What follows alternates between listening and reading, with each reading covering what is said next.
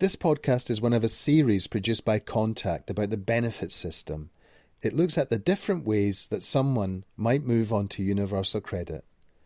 Universal credit is a new benefit for people of working age, and it's replacing 6 existing benefits.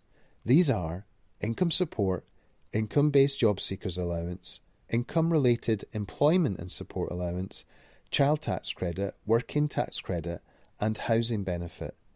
These benefits are known as the legacy benefits. If you currently claim one of these legacy benefits, there are 3 different ways in which you could end up claiming universal credit. Firstly, some people choose to claim universal credit because they think they might get more money than they currently receive in legacy benefits. While it's true that some people are better off on universal credit, many families are actually worse off. In fact, families with a disabled child are often at greater risk of being worse off than other families. Because of this, it's really important that you get detailed individual advice from a benefits advisor before choosing to claim universal credit early, as there will be no transitional protection to make sure you aren't left worse off. And once you claim universal credit, you can't go back to your old benefits at a later date, so make sure you get advice first.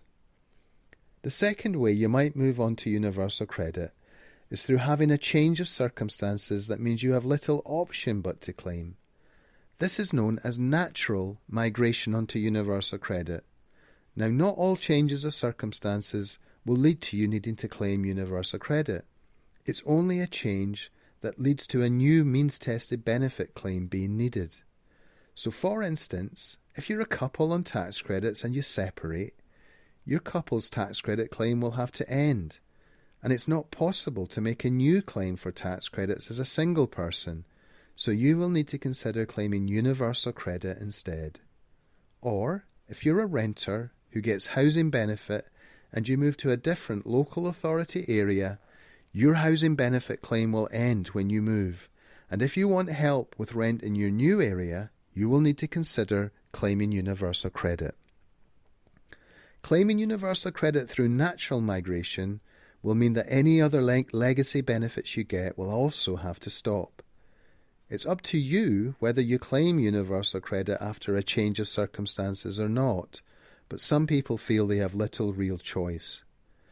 It's still always best to get individual advice though, as people who move on to universal credit through natural migration don't get transitional protection to make sure they aren't worse off.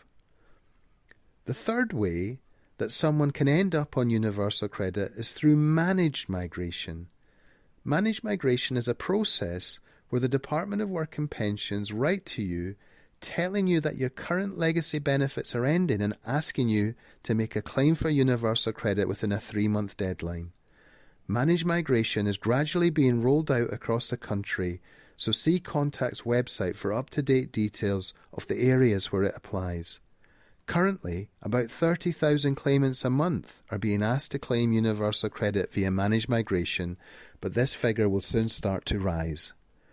Once you're selected for managed migration, you won't be moved over automatically. Instead, you need to make a claim for universal credit, and you will have a deadline to do this by. So long as you claim universal credit via managed migration, you'll be eligible for transitional protection. Transitional protection means that if your universal credit payments are lower than your legacy benefits, you can get top-up payments to make sure you aren't left worse off. It's important to remember, though, that only those people who move on to universal credit via managed migration and who claim within their deadlines are able to get transitional protection. Once you've been selected for managed migration, you'll receive a letter telling you about this. This letter is known as a managed migration notice.